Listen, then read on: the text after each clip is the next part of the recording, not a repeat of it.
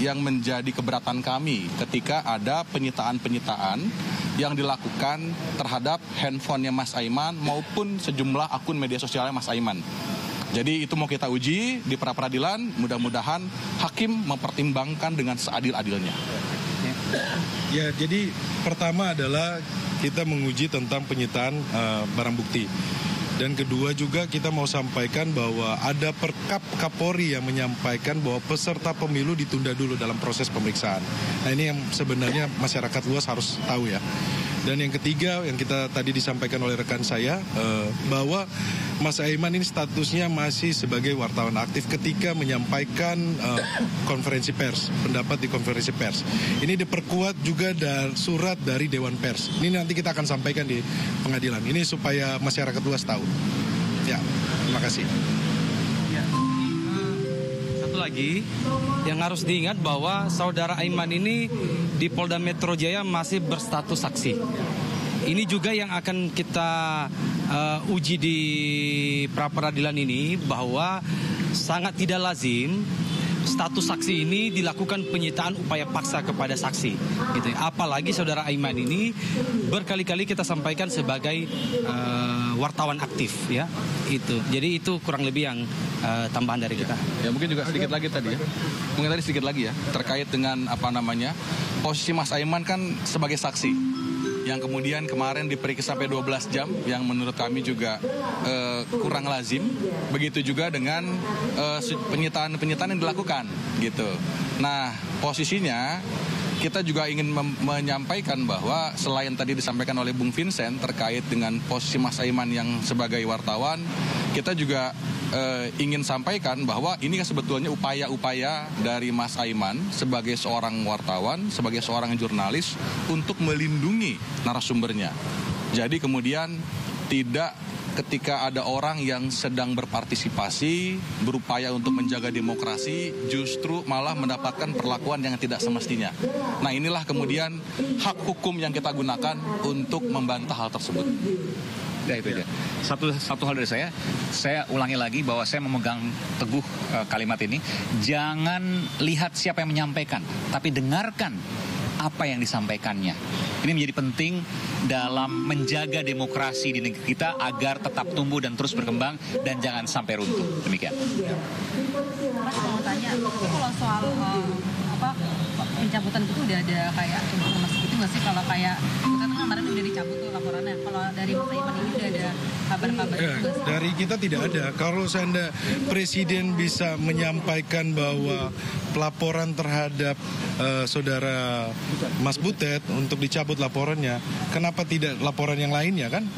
Kalau seandainya Presiden mau berlaku adil terhadap semua laporan polisi dalam proses tahun politik ini, semua jangan diproses. Ya itu yang kita sedang menunggu ya, sejauh mana gitu dari Presiden. Masih menunggu, belum ada kabar? Belum ada. Kita belum punya informasi Mbak, karena terakhir itu ada 6 laporan. Jadi ada 6 laporan di hari yang sama terhadap Mas Aiman. Dan nomornya sama? Nomornya berurutan? Nomornya berurutan. Jadi tanggal yang sama.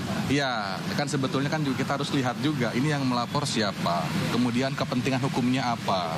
Dan justru menurut kami posisi Mas Aiman ini sedang melindungi kepentingan publik, bukan sebaliknya.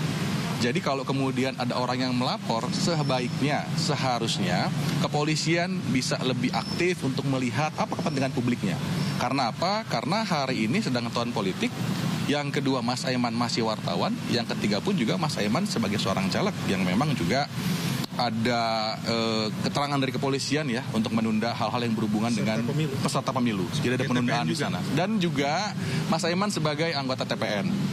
Gitu. Jadi harusnya itu menjadi pertimbangan bagi kepolisian, karena juga perkaranya bukan perkara yang urgent, perkara yang harus, dan bahkan kami melihat ini nggak ada perkara sebetulnya.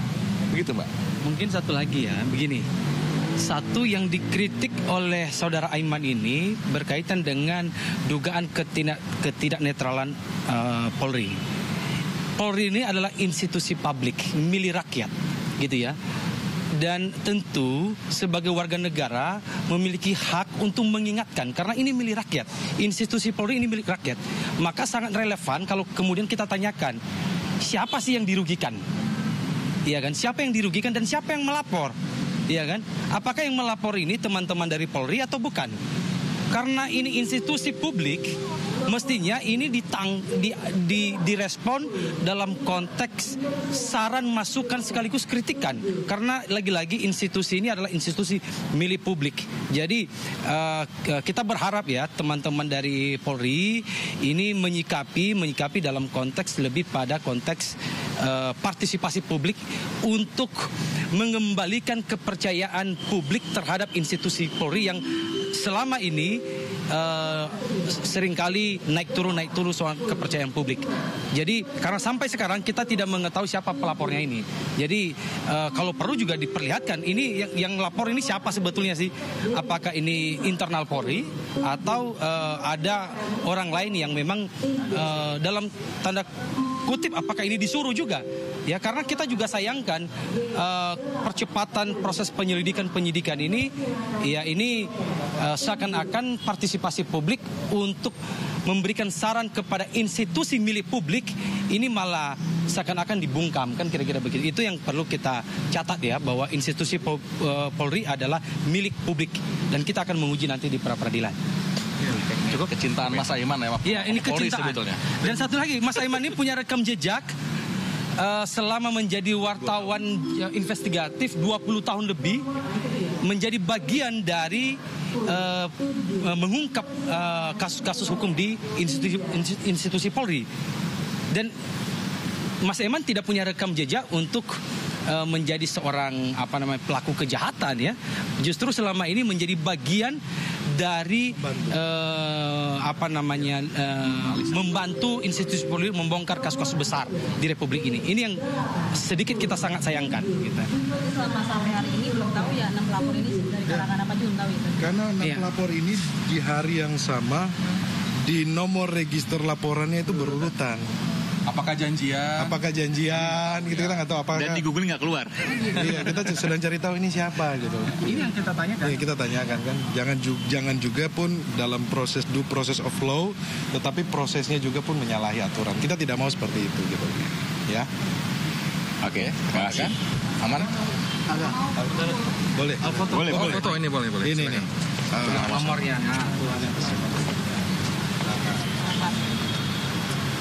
Yang di foto kertasnya atau orangnya? Kertas.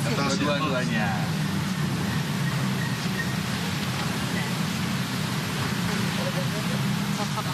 Ayo. Tutupnya Aja pasti. kasih ya. Sampai mengikuti keadilannya. Jadi kita akan ikuti sama-sama juga. Oke? Oke, masih. Ada yang mau nanya lagi? Yang lainnya?